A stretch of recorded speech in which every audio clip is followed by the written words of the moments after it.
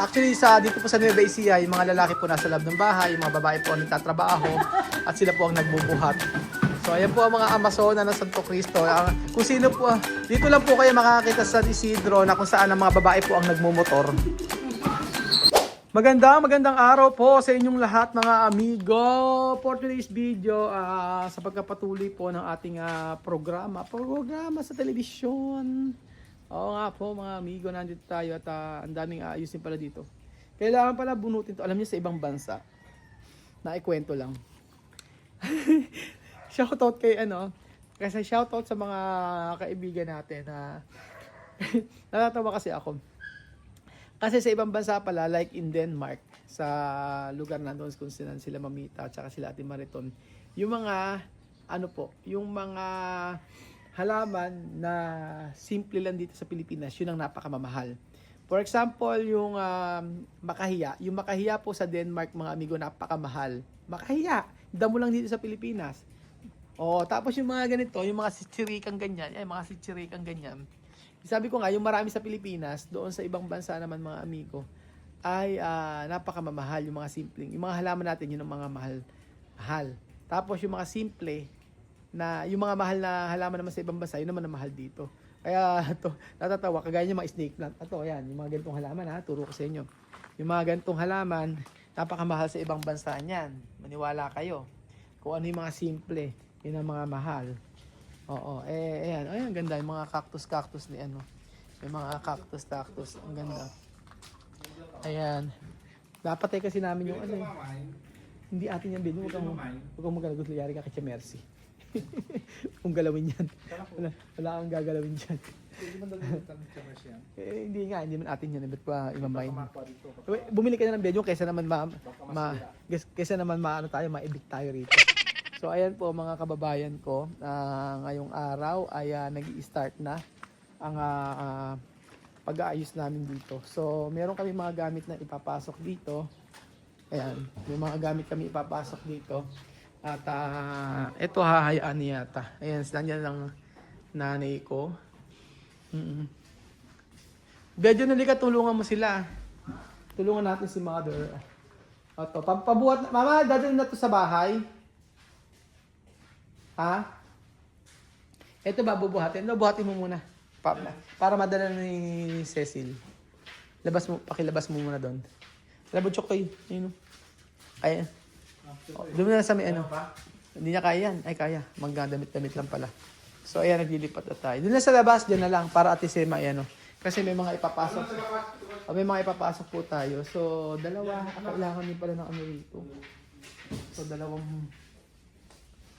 kailangan i-prepare din. Doon sa kwarto. Yun. Oo. Lalabas na Oo, tapos oo nga, sa garahe. Sa garahe ni Princess. Sa garahe ni Princess. O, ayun. Tapos, ayan. Nandiyan na po sila. Ito. Ipapalit No? Ipapalit recipe. Papapalit. Ayan. Ayan. Dito. Dito sa loob. Oo.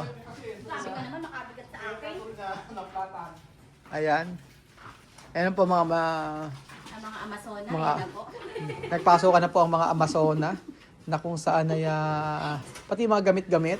Kukunin ko na rin ba doon? Oo, yung mga gamit-gamit kunin na. Tapos pati yung ito ibabikila sa Mercy ito.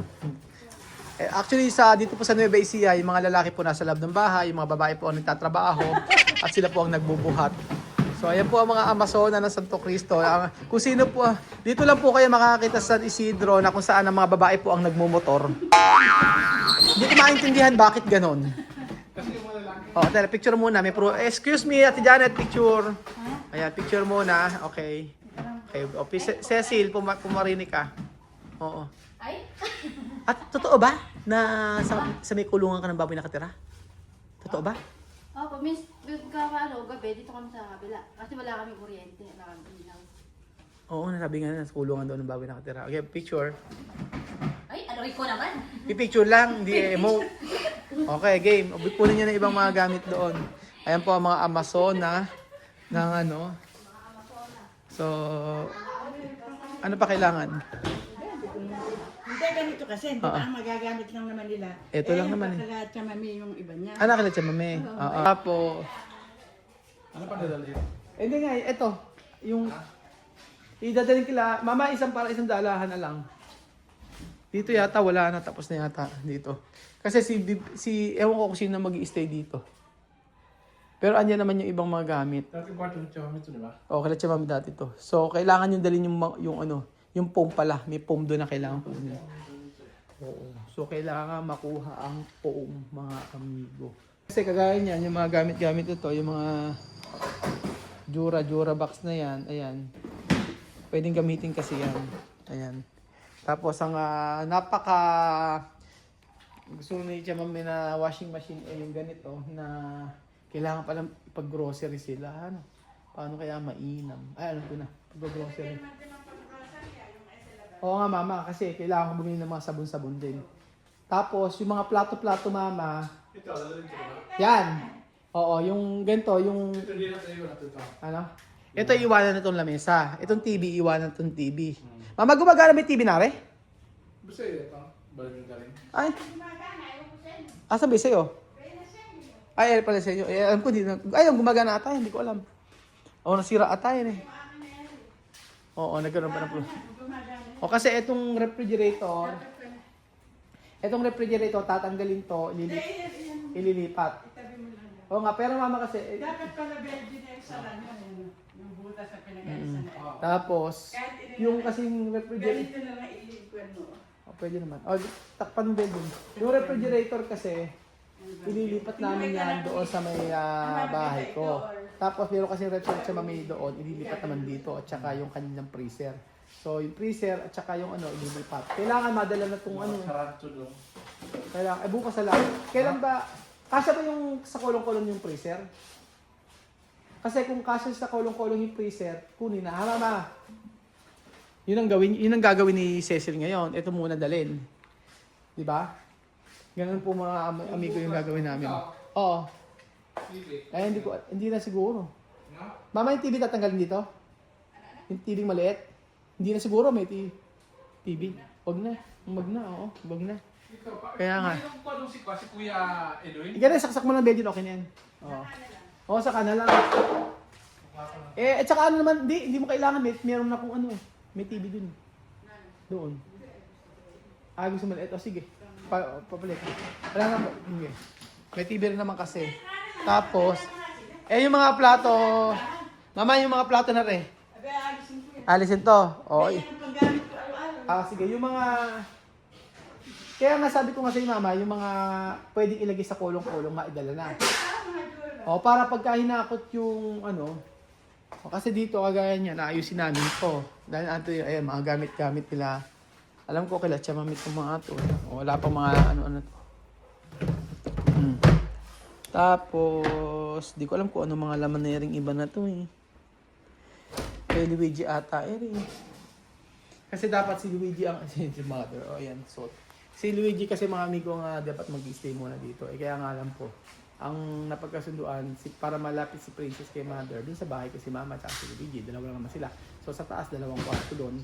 Tapos kasya na sila doon. Siya ay naman din ni Mama. Kompleto nga doon, may aircon doon, di mainit. Kumbaga alam kami tatanggalin doon talaga. Except yung mga gamit namin. So doon naman Mama, may aircon naman na. May aircon na, pwede kang matulog sa sa salas, pwede matulog sa taas. Pati yung kama, hindi na natagalin yun, pati yung mga kabit nun. Yung mga gamit nga mama, pwede nang sa may bahay namin doon. Pwede na rin na lagyan mo ng gamit. This week, lilipat naman na rin kami doon. Ganun. Madali na. Pero eto, dapat naman kasi madala. Alam mo kung bakit? Kasi lalagay namin dito yung mga para mailagay ni freezer. Kasya naman yata ito sa kasi yung refrigerator nga siya magdalawa yun. Yun ang gagamitin uli nila. Okay naman nga yun. Ito kasi ililipat nito kay Chamers. Ito yung regalo ko dati kay Mama. Yung nung time na magtitindahan siya. Oo nga. Sa kanya na rin ka? Asan ba? Puno-puno. Hindi ko alam. Sa kanya puso mo lahat. Puno-puno. Sa kabilaan. That was before. Ha? Dati pa yan. Malaki pa yan. O, mamaya yung mga nasa cabinet mo, hayaan na lang dito, no? Yung mga damit-damit mo. Mga ano? Mga damit-damit. Oo, tama na ito. Oo. Nung araw pa ito. Oo, nung araw pa. Hindi naman ginalaw. Kaya nga. Tapos dito, yung mga gamit nila, yung mga gamit kasi nila. Dito rin yung mga gamit sa mga before yan. Kaya siya mami natin dati. Dapat eh, kuha. Ayan o. Dapat eh, sa mga. Kaya nga. Tapos yung mga gamit-gamit nila siya mami, dito nila nilagay. Dito muna nilalagay sa ilalim. Ayan, may mga gamit sila siya mami before dito eh. Magagamit at magagamit din naman. Inayos na nga po yan mga amigo. Oh. Pati ito na bago na. O ayan, lilinisin na lang namin. Ang kailangan lang is malinis talaga. Tapos yung likod na lang okay naman na dito. Yung pinalitan nga naggasgas kaya ito. Ba't gasgas agad? Ano nangyari? Bigla nagasgas. Kaya nga, baby na. Mm-mm. Yung hanger. Yung O, yung mga pagkasama-samahin na lang lahat-lahat. So, ayun yung sapi ng akal. hi mama, nakita ko yung ano nyo, nung lumipat kayo rito, naglagay ka ng asin eh, no? Asin tubig. Nakita ko. Ganon. Ayun na. Asa ba? Inuwi ko lang yung ano. Yung asin. Inuwi ko na kasi Oo. nagkaroon na ng ano, patagal na. Kaya nga. Ito, Kaya na, bigas. nagpasok si mother ng salt dito. Tubig. Mga ganyan-ganyan. So, ito. Ito po ano. Yan nga, may ano nga kasi dito, may mga gamit. Kaya mo na dyan sir. Pwede na maiuwi din. Kung gusto mo. O, kasi may mga, alam mo naman sila, ganda nga ano, naayos ko. Dati, parang, nirenovate ba natin to? Hindi ano. Itong likod, ito, hindi natin nirenovate ano. Parang ikaw nag-renovate ito eh, no? Oo, ako nag-renovate Oh. nito. Pero mama, yung pati yung pintura, ikaw eh, no? Oo, ako Dati lahat. wala to eh, no? Ako lahat. Oo, ikaw naglahat dito. Ang hindi lang yung loob doon. Oo, in love pala. Oo. Yun, iniisip ko parang meron ka akong hindi ginawa. Pero yung dalawa. Oh, ito ginawa na to. At saka yung sa may dito. Sa may kabila. Hindi, para ko din Ayun, ilagay dalawa. yung iuwi namin yung mga encyclopedia na eh. O, ipagsama-samahin nyo na nga lahat ng iuwi nyo. Bibili ko na lang. Kasi nga, kakakuti ng kolong-kolong. Hindi kung balik pa ni Kolong, matawagan kaya si Mara, pero no sir, maaari. Okay. Para isang sakay. Para sa sakay nga. Kasi mama yung rep kailangan madala. Para makuha namin yung rep doon, ano. Para at least dyan namin ilalagay yung mga ibang gamit. Dahil yung gawin nyo, kunin nyo yung, di ba yung rep nila siya mami, dalawa. Kukunin nyo na ilalagay dito para isang puntahan na lang tayo. At least, andyan naman, umaano naman. Hindi kaya mami kolong-kolong noon. Kaya. Oo. Kaya, pati yung, kaya nga sabi ko, ilabas nyo na dapat ilabas. Kaya naman ang gawin ngayon yan. Kaysa wala naman tayong gagawin eh. Kasi pagkayari, bukas, bibili din ako ng mga halimbawa, yung mga paunti-unti, yung sabon. Kailangan nila, shampoo, yung mga ganun. Pero, panimula lang. Tapos, pag-grocery ko, kasi hindi ko alam kung ano yung gagamitin nila mga gamit-gamit eh. So, ito yung mahirap sa pag-ano. So, umpisa lang naman. After nun, maaayos na. Diba? Magagawa na naman na ma-prepare. Yung unang-una lang. So, yan po mga amigo. And then, after nito, sabi ko nga po ay magiging maayos naman na. Kasi ang mahirap na kasi nailagay na kasi ni Chameres lahat ng mga gamit niya rito. Ngayon, syempre, hindi naman po pwede na biglaan kasi, di ba? Yung dapat, ang totoo kasi dyan, dapat kasi sila siya mami dapat doon sa may bahay ko. Ganun nga, gulo-gulo na kasi eh. So, naisip ko naman na baka mas maganda na si mama lang doon sila siya dito kasi mas comfortable sila. So, hanggang ato lang naman si mami. Tapos after nito, inaayos naman na po mga amigo. Aayusin naman po yung bahay doon sa may malapit sa pinagawa natin din para sila misma doon pumaiwan.